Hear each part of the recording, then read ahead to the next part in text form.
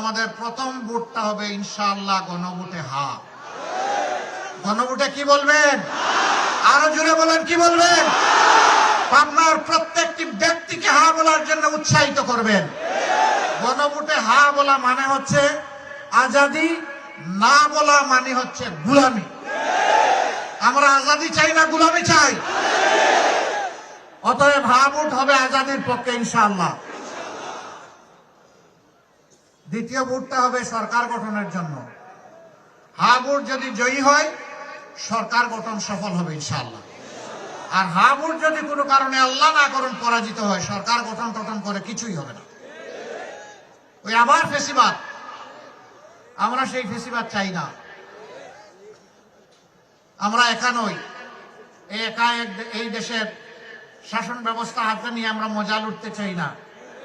আমরা এটাকে মজা লুটার কোনো ইন্ডাস্ট্রিও মনে করি না, বরঞ্চ এটা দায়িত্বের গুরুভার বোঝা।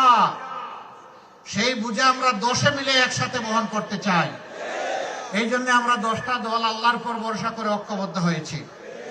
এই 10 দল মানেই বাংলাদেশ।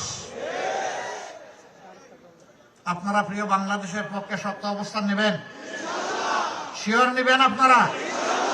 আলহামদুলিল্লাহ।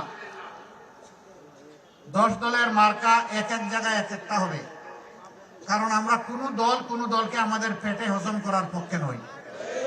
আমরা সবগুলা দলের প্রতি আমরা সম্মান দেখানোর পক্ষে। যেদিন থেকে আমরা এই ঐক্যের আলোচনা শুরু করেছি সেদিন থেকে আমরা বলেছি দলগুলা যার যার মার্কা নিয়ে নির্বাচন করবে ইনশাআল্লাহ।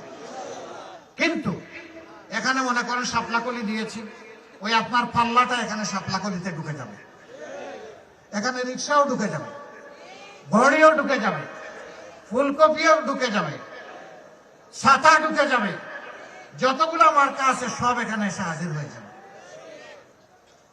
আমরা সবাই এক। 10টা মানুষের 20টা হাত এক হয়ে গেছে। এখন এই এক মার্কার পক্ষে আমরা লড়ে যাব ইনশাআল্লাহ। সব জেলায় অবশ্য বিভিন্ন দলের প্রার্থী নাই, বেশিরভাগ জায়গায় জামাত ইসলামের প্রার্থী আছে। আমরা আমাদের শরীফ ভাইদেরকে কৃতজ্ঞতা জানাই, ধন্যবাদ জানাই। আমরা কারো উপর কিছু চাপিয়ে দেইনি, সবাইকে সম্মান করার চেষ্টা করেছি পরস্পরের পক্ষ থেকে। এটাই আমাদের মর্যাদা। সম্মানিত ভাইয়েরা, ইনসাফের প্রতীক দাঁড়িপাল্লা, এইটাও গায়েব করা হয়েছিল, কারণ যারা বাংলাদেশে ইনসাফ দেখতে চায় না তারা নির্বাচনে ইনসাফের প্রতীককে সহ্য করবে কিভাবে? এই জন্য আমাদের প্রতীকটা খেয়ে পেটে হজম করতে চেয়েছিল, বাট ওটা হজম হয়ে নাই, ওটা বমি হয়ে বদ হজম হয়ে বের হয়ে চলে আসে।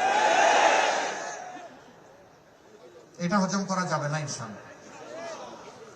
আমি এখন পাবনার আসনগুলোতে আপনাদের খেদমতে আমরা যাদেরকে পেশ করছি তাদের পরিচয় করে দিব। তার আগে একটি কথা আমি আগেই বলেছি, আমাদের কলিজার টুকরা, আমাদের কলিজাই ধরেন, টুকরা কেন, পুরা কলিজা, 2 জনকে আপনাদের কাছে আমানত রেখেছি। পাবনাবাসী, যদি তাদের সম্মানে, মানবতার সম্মানে আপনারা যদি আমাদেরকে বিজয়ী করেন, তাহলে আমাদের সর্বশক্তি দিয়ে, সকল আবেগ দিয়ে পাবনাবাসীর ন্যায্য সকল প্রয়োজন পূরণ করতে আমরা তৎপর। আমরা ওয়াদাবদ্ধ, আমরা প্রতিশ্রুতিবদ্ধ। আমাদের কাছে যেতে হবে না, আমরা খুঁজে খুঁজে আপনাদের দুয়ারে আসবো।